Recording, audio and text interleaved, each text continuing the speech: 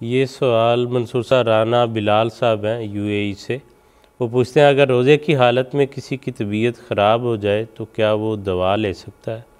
साथ ये भी बता दें फिर उस रोज़े का जो रखा हुआ था उसका क्या होगा? जी, ये असल में बाज़ औक़ात ये सवाल इसलिए पैदा होता है, बाज़ औक़ात ये गलतफ़हमी पैदा होती है कि अगर कोई शख्स बीमार हो गया है तो अगर वो रोज़ा खोलेगा तो वो रोज़ा खोलना नहीं शुमार करते, उसके लिए लफ्ज़ बोलते हैं रोज़ा तोड़ देगा वो, और गोया उसका कोई उसको गुनाह होगा जिसकी वजह से उसको नुकसान पहुंच सकता है।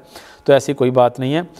जिस वक़्त भी कोई इंसान बीमारी की हालत में चला जाए तो उसको उसी वक़्त वो रोज़ा खोल लेना चाहिए, क्योंकि वो मरीज़ की कैटेगरी में आ जाएगा, और उसको उसके बदले में बाद में एक रोज़ा मुकम्मल कर लेना चाहिए, जैसा कि कुरान करीम में हुक्म है फ़इद्दतुम मिन अय्यामिन उख़र, के दीगर दिनों में जो है ना वो रोज़े पूरे कर लें।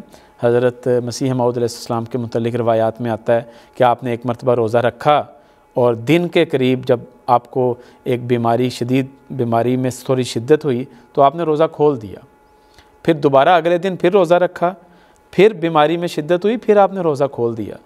तो गोया रोज़ा रखना ज़रूरी है। आप कोशिश करें, अगर आपकी सेहत इजाज़त देती है तो सुबह के वक़्त आप हिम्मत करके रोज़ा रखें, लेकिन अगर बीमारी हो जाती है, तकलीफ़ ज़्यादा बढ़ जाती है तो आप रोज़ा खोल सकते हैं।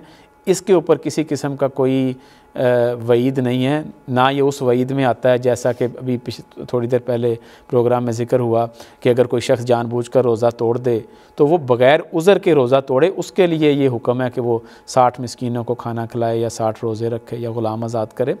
ऐसा शख्स जो बग़ैर किसी मतलब वजह के तोड़ता है सिर्फ उसके लिए, लेकिन जो बीमारी की वजह से खोल लेता है वो तो मरीज़ की कैटेगरी में आ जाता है। ठीक है मंसूर साहब, बहुत शुक्रिया।